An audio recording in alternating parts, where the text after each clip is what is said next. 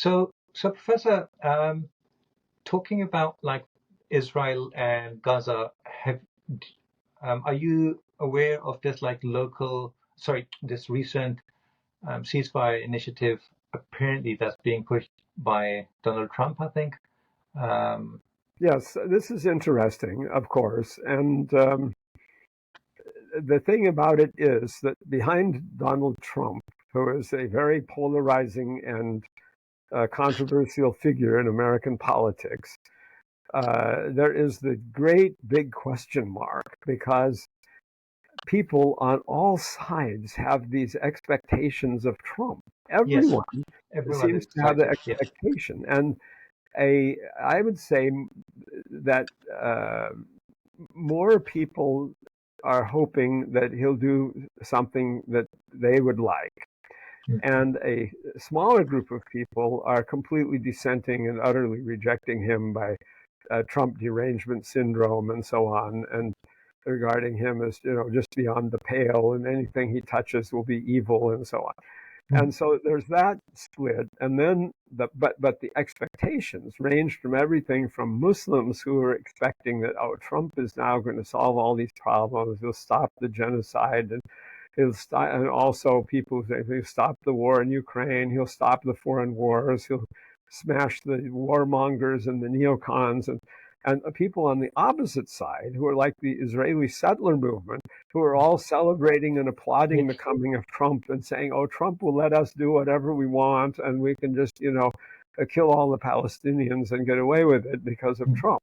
And so these are just polar opposites. And what will actually happen and what his true intentions are on this point, who knows? It's not possible. It will come out, obviously, when he's in office, but at the moment, it isn't possible to tell exactly what will happen. There are some good signs. There are some bad signs. Yeah. He appointed all these neocons to office with him. But on the other hand, maybe his point there is to have them in office with him so that he can keep them under watch and have some control over them, or maybe gain some of them as allies against the other neocons who have been ousted because they were pro-democratic and pro-Democrat Party and anti-Trump. So it's hard to see. And I would say that Trump is shrewd. That is, I think that's a correct adjective to describe him. He may not be extremely well informed about everything, but he is well informed enough about things. So, for example, he had the that he had some statement about the Palestine issue where he said that, well, there are two sides. Hey there. I hope you're enjoying this episode. Let me just take a moment to introduce our sponsors for today. This episode is kindly being sponsored by the Worldwide Listings Company Limited, or WLC for short. WLC is a complete A to Z Amazon account management service. So if you're looking to start an e-commerce business, or you already have a business that you want to take to the next level, then get in touch and WLC will be able to help. Just for transparency purposes, let me also mention that WLC is a company that I personally created and am a director of. So when you get in touch with WLC, you will be speaking with directly myself or my team, and we very much look forward to speaking with you to see how we can serve your needs. Thank you. And with that said, let's get back to the episode. One side doesn't want to make peace. And then he went on further to remark, without naming names, that it was obviously Israel he meant does not want to make peace. So he's aware of that.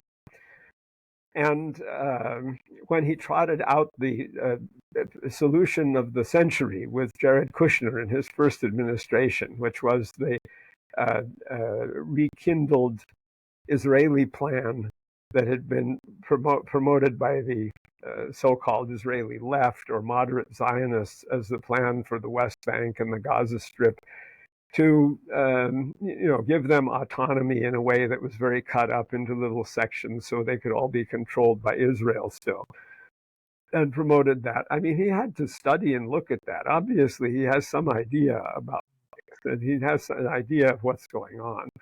And similarly with the Russian front, there's a good chance, I think, of all the foreign policy aspects of Trump, that the support for the Ukraine war against Russia will be removed and that there will be peace on that front. That is because on that front, the foreign policy establishment is not united in supporting the aggression against Russia.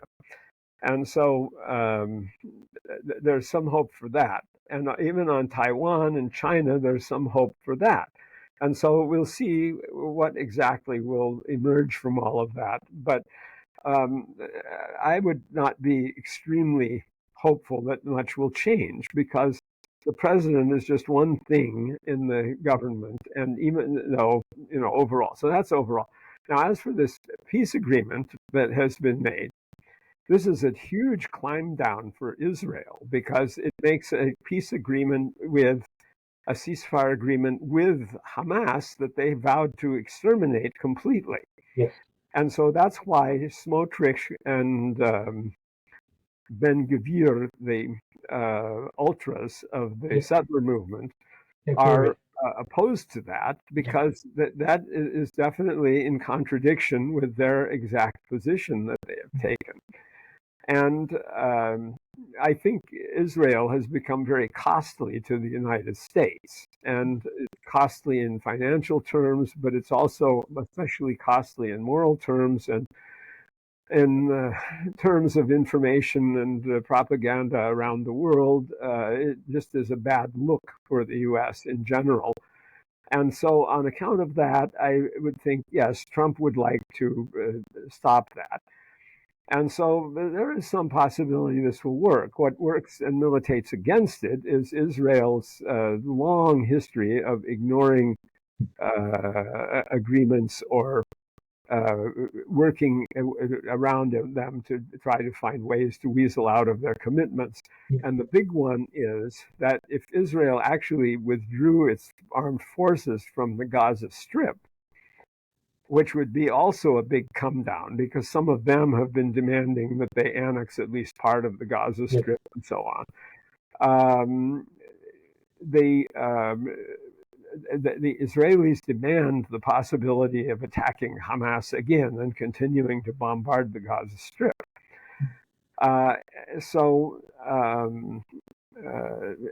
It's a very fraught situation, and I'm not sure what exactly will emerge from it. I think you're right. I think if it does go through, and with the terms that are kind of being thrown about at the moment, it's kind of like a complete. So all the conditions that Israel has been putting forward all along, it basically means that it's failed in all its objectives. It hasn't been able to finish off Hamas. It won't be able to annex northern Gaza. It won't be able to have the Philadelphia corridor between Gaza and Egypt. It will have to withdraw its forces from all of Gaza. So yeah, it's a big climb down, and that kind of then also makes one wonder, because Biden kept saying, "Oh, Biden hates Netanyahu, and he's been swearing at him behind the scenes, but Netanyahu just wouldn't listen." But it makes me think that Biden all along was fine with all of this that was going on, because to some degree, I think Biden was ideologically committed to the project of Israel, whereas Trump, I think he is not ideologically committed. It doesn't mean that in future we can expect all sorts of good things from Trump coming up. But as far as this particular thing is coming, I think Trump is sensible enough to realize what you're saying, that Israel